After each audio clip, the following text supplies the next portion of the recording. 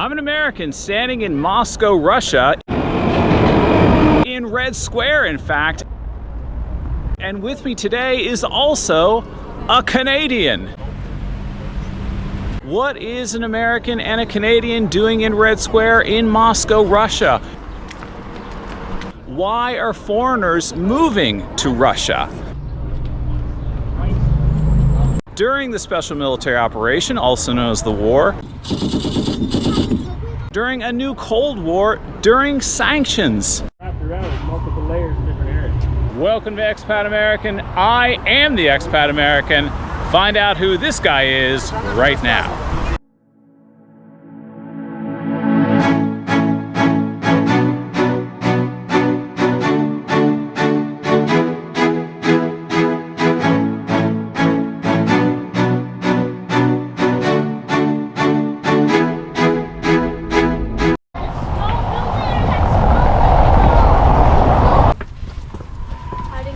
So Aaron, people that are thinking of moving would want to know this. Are you renting or buying? All right. You get one day. Yeah. What happened to you? We're gonna lose you guys, yeah?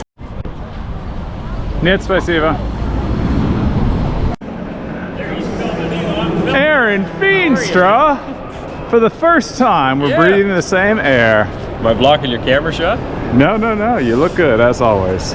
There, we can switch it around that way too. So there he is. Here I go. For those of you who don't know him, there he is. You're taller than I am. I didn't realize you were that big. Yes, sir. I should undo my hair and puff it up more. Give us a recap, people who don't know who you are, in relation to this video title, Why Are Foreigners Moving to Russia? Who are you? Why am I here? Better opportunities would sum it all up. For everything. Economically, spiritually, physically. We just feel Russia is a better place that offers more for us long term. And you are a farmer from Canada. Yes, sir. Born in Netherlands. the Netherlands. My family immigrated to Canada in 1988, and now we left in 2023, I guess. Wow. And you're here with how many children? 8. And you have an adult that's still back in Canada? Yes, sir, yeah. He probably will join us once we finally figure out what we're doing. It takes a while to get established here. You can't just buy a farm and start. It's a bit more of a process, and so we're working on that.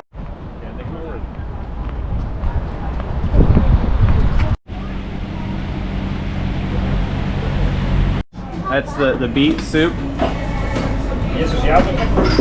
Yeah. So we were having lunch with Aaron and his boys right outside the Kremlin walls. Check out that view. So who's your oldest lad here with you on this trip? What's your name, young man? Wesley. Wesley? Fantastic. How old are you? 14. 14?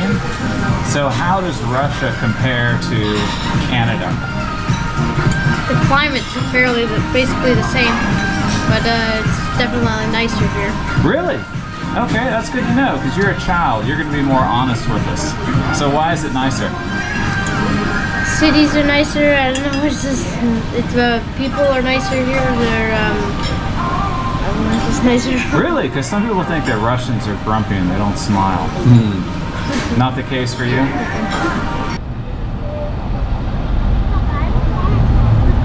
So now we're at the Bolshoi Theater, and again, if you want to see this in detail, you're going to have to go on over to his channel and see us explore the city. But Aaron, you are one of the rare Westerners, well not rare, but a rare Westerner who has decided to move to Russia and not live in Moscow. So where are you? What's it like? We are in Nizhny Novgorod, in the city right now, which isn't too bad, but we're not city folks, so we will be moving out to the country, hopefully very soon. We have bought land, we're working on that deal, and we bought a little house, we're working on that deal. So head on over to the channel and you'll see it unfold slowly but surely. Moscow's not our thing. It's nice, but it's not somewhere I could ever live. It's too busy, too many people. And what are you doing here today if you don't like this city? What are you doing here? Visiting Joe, of course. And I want to pick up some tools, see the tanks before, the NATO equipment before it disappears from Moscow. I don't know where it's going to go. It's going to disappear anyway. I know where it's going to go, I'll tell you. Yeah? All right, later. But it's only here till the end of the month, so I wanted to see it before it was gone. So we're on the city walk, the Moscow city walk, Right now we're actually living for free.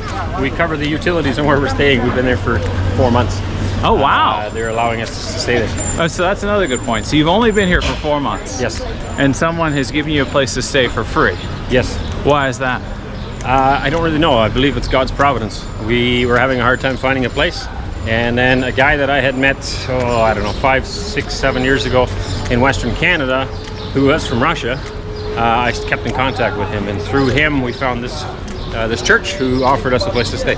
And so we cover the utilities on the place, and that's it. So then what are you going to do next? Because I assume you can't stay there forever. No, we have been looking for a farm all this time, trying to find the ideal situation. We've been very close a few times and didn't work out for whatever reason. We have now found some bare land. We're going to build everything from scratch. Brand new farm or homestead, or whatever you want to call it. New house, new barns, new animals. And we've also bought a little house in the village close by. We don't want to live in the village though, but it's a temporary place that we can fix up, and then we'll keep it, either rent it out or use it for employees or something. Okay, so it's like the West. So you found a house, you bought it, you're going to fix it up and live in it. Yes, but unlike the West, it is extremely affordable. So like this village house is going to cost us, I think it's about 22,000 Canadian dollars, which would be under 20,000 American. Now, are there limits on what you can buy because you're not a Russian citizen yet? Yes. Well, most people coming are not farming, so it doesn't matter. You can buy whatever houses or commercial properties you want, industrial properties. You cannot buy agricultural land as a foreigner. Okay. And so, because I came here to farm, that is a big limitation for us. There's ways around it. We are forming a company, an LLC, with a Russian partner who will have a majority share of the company, and then we are able to purchase farmland. So is this just a governmental way to try and keep Russia's resources owned by Russia? Is that the idea? I would suspect so, and I'm actually, as much as it's a hindrance to me, I'm in favor of it. I think it's a good law, and I think it's a law the West should have adopted. I know a lot of Canadian farmland and Canadian mines, Canadian businesses are bought up by foreigners, and a lot of them don't even live there. They just buy it as investment because they know the Canadian real estate market is growing so fast. That just puts more pressure on the Canadians that wish to farm or live there. Right. And the same thing happens in the States. And it also becomes a matter of national security. If you have a country who could potentially be an enemy purchasing up, natural resources that you need, that to me is dangerous. So I'm actually in favor of the law. As much as it's a pain, I support it, and we will just find ways to work with it and work around it. Waylon, how old are you? 10. Yeah, and your dad's a Canadian farmer? Mm-hmm. Very good, very good. And you remember Canada? A little bit. And you remember Russia, where you live now? So what do you think of Russia? I like it. Yeah? How does it compare to Canada? Russia's definitely better. Yeah? In what way?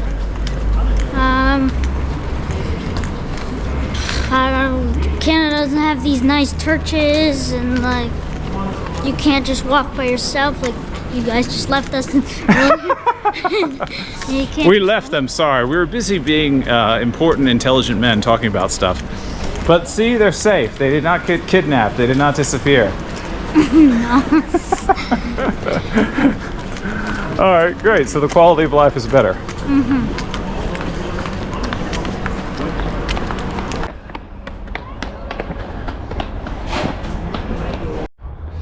So another thing I wanted to ask you, Aaron, is how do you guys get around? Because you're a big family. So people who are thinking of moving here from the West, they might be thinking, how do you get around in Russia? Well, public transportation is amazing, although we haven't used it here. There's a lot of it. We actually bought a van. I'm still not used to the whole traveling in the city thing, so we're not real that comfortable getting 8 kids on and off a subway or a bus. It is doable. We did it in Georgia, and it's obviously doable here. And public transportation goes everywhere, so it's not really a big issue, and it's very cheap. We did buy a van though, just feel more comfortable, and we can go whenever, wherever we want all the time. Okay, so you came here via taxi, I'm guessing, and then you bought a van for your city. Yep. And then for this trip, of course, you went by took the train, and now you're on metro with me. Yes. So in a big city, you don't have to have a car. I don't have a car. No, and I figured in Moscow it'd be a little hard. harder to getting around probably with the big bus, trying to find parking and all that stuff. Yeah.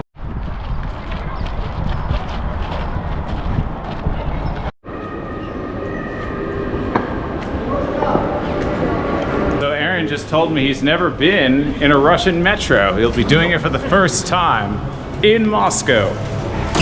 So, Vegas, Vegas. Oh. You did it.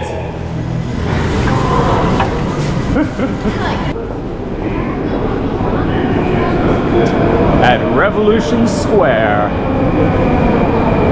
This, of course, is Aaron's third child on this trip. He has more than 3, though.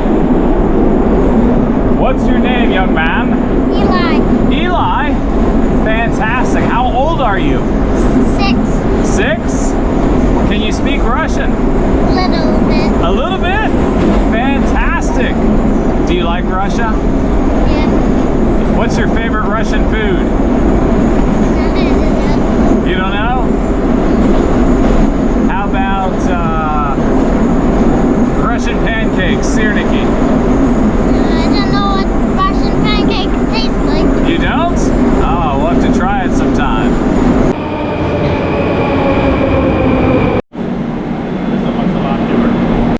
So Aaron, I have another question for you.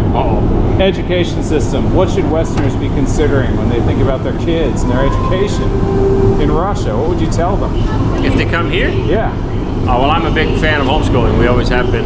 I don't believe anybody can raise them as well as we can. But aside from that, from what I hear, the Russian education system is far superior to that in the West, and a lot more focused on academics. Less political, even? Less political, and we know all the things, extra stuff they're teaching now that have nothing to do with academics at all. Russia's not doing that. So they also gear them at a much younger age into specialties, specializations, I guess.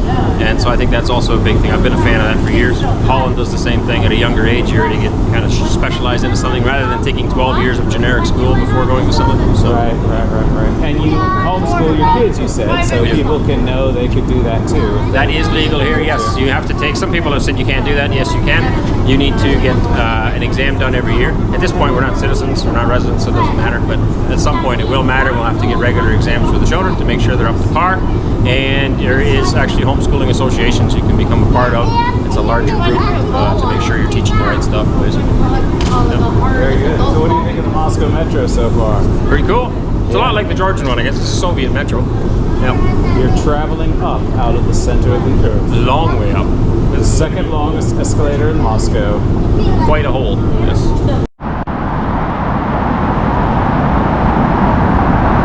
What would you advise Westerners that are watching this and thinking of moving as far as what they could do for work based on your experience, based on what you've heard? What they can do in this country? Yeah. Oh, I think there's lots of jobs, IT jobs and things like that, manufacturing. But I think in the future, Russia's just going to continue to grow and grow as an economy. And so all the things that are currently being produced by the West, or were being produced by the West, I think should be produced here. And I think the leadership here recognizes that as well. So there's a huge opportunity to start up new factories and new businesses to produce these things and then export. First of all, internally here, and then export them to the world. And so endless opportunities. I come from a farming and construction side. I see construction going on everywhere, whether it's road construction or buildings, apartments, houses.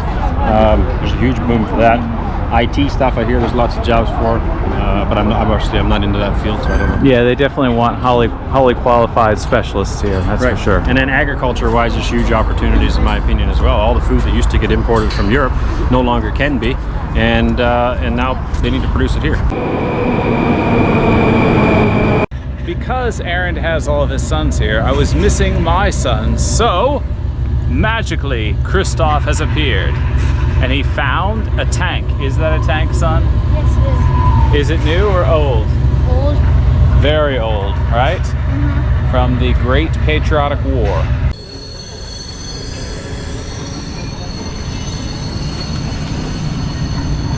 Waylon, Wesley, Elias.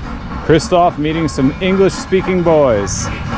And yeah, so guys, you should check this out on Aaron's channel. He is doing an in-depth video on this location. Well, that was a pretty fast walk. But. So it's the NATO tanks at the front of the park, and then the World War II tanks at the back of the park in the same spot.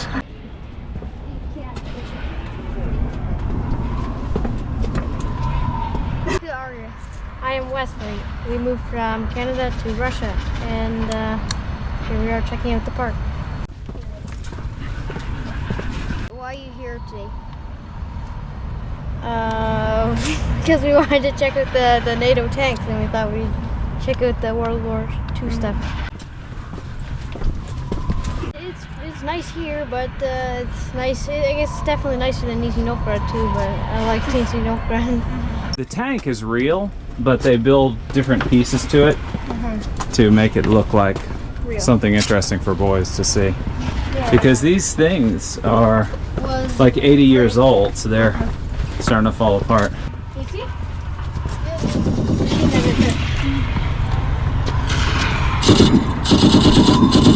Quite something. Quite something. Wow. So you're trying to run, these guys are shooting at you, and then you get stuck. You can't get through the barbed wire. So literally, the bodies are stuck. You know, barbed wire gets in the clothes. Except now there's 10 strands of it, and you're hooked up in this stuff.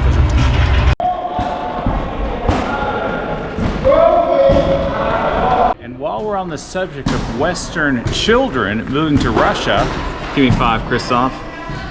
Go play. As you can see, they have organized sports here as well. And if this is your first time joining my channel, I moved here 8 days for the special military operation with my wife and 5 children. And we are doing these informative, exciting, hopefully funny videos to let the world know that Russia is a normal place in an attempt to help end the Cold War. You mean the fountain? Yes. You want to take a shower? Yes. All right, guys, what did you think of this video? Hopefully it gave you some practical advice of what it would be like to live in Russia. Hopefully it enlightened you and you had an exciting time with this on-the-go, on-the-run video throughout Moscow. Working up a sweat today. We're a little bit sweaty and hot. We had to take off our coats and now I feel like it's about to rain. And yeah, be sure you go over to AREND'S channel and you can see him actually explore these places where I interviewed him at, including this beautiful park right here. Click like, subscribe, ring the bell notification, and click the box to see what happens next. And don't forget to subscribe to our Telegram link below. Anything else? No. You don't have any deep emotional questions you want to ask No. him? Boys are simple. Scaring me. Okay. I've interviewed at least 3 Canadians, counting you. That's just off the top of my head. There you go. So I'm not the only one.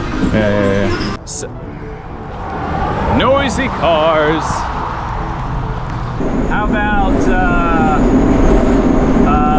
blini? That's Russian pancakes, also a different type. Yeah, we've had those. You had those when we first got here. Those pancakes on the plate. You remember? How about, do you like Russian candy? Yeah. My sons like Russian candy too. It's more natural. And so if you're new to this construction work, so filming your brother, and I can see that. If I want to switch my face or your face, it shows my face. And ours doesn't have that. It just has it just shows that it has like that camera thing on it. It shows this. So it only has this. Son, look at the camera. Do you see yourself? Do you? Yes. Oh, I don't see me. Okay, that's good. Don't get too close. A little bit further back. That's good. That's good. So why are you still here? Arend and I are waiting for you over on his channel. Also, we have donation links below for this channel and emails for language lessons, as well as emails for immigration opportunities if you're interested in moving to Russia. Kick it in.